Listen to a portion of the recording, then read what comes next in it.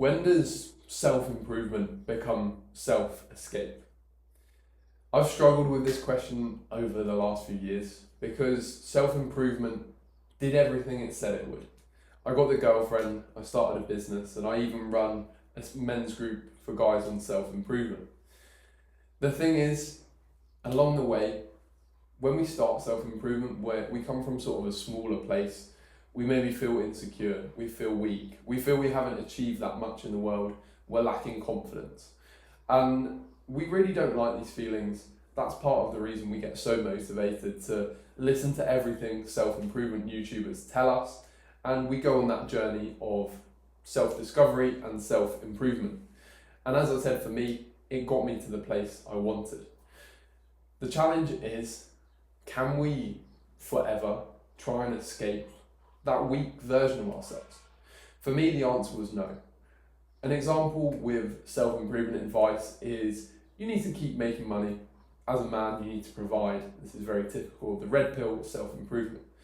And I took on this advice. I took it to heart. The problem was I still had these feelings even as I made more money. And I think we fall into this trap that we can solve our internal problems simply by following all the self-improvement advice. And although I think self-improvement much of the time can help us, there's often times for me where I've needed to accept that I'm going to feel weakness at times. I'm going to feel insecure. I'm going to feel like I'm not very strong, that I haven't achieved that much. Even once I got to a point where realistically my life from an external perspective is in a much better place, that there's still going to be problems in my life, there's still going to be challenges. And I think the trap we fall into, as men at least I have, is thinking that I'm going to get to a place where I escape these bad feelings, negative experiences. I'll get to a place where I'm so healed and self-developed that nothing's going to bother me. But realistically, I think for many of us, this striving to escape this small version of ourselves is actually the thing that is causing some of our problems in the first place.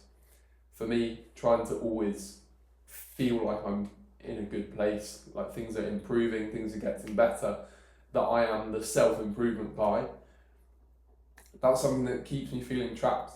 It puts a pressure on my shoulders to always be getting better.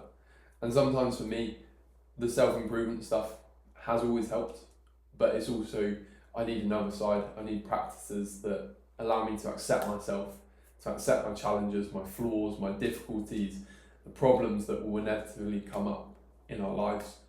Where self-improvement goes wrong, it maybe oversimplifies the view of life, and it kind of tells us that if you take this advice, apply it to your life, then things are going to be okay and things are always going to get better. And I think when we're starting out, that advice is massively helpful and we can have a real jump in our quality of life. The other challenge for me was taking quite literally what people would say online. And the thing I've been working on in the past few years is I actually stopped reading self-improvement books for a while because I wanted to develop my own opinions. I wanted to find out what works for me rather than just following blanket advice online. So I think it's important we ask this question of when does self-improvement become self-escape? Because I think for a lot of guys, it serves a massive purpose, but it can be a way just to run away from difficult feelings.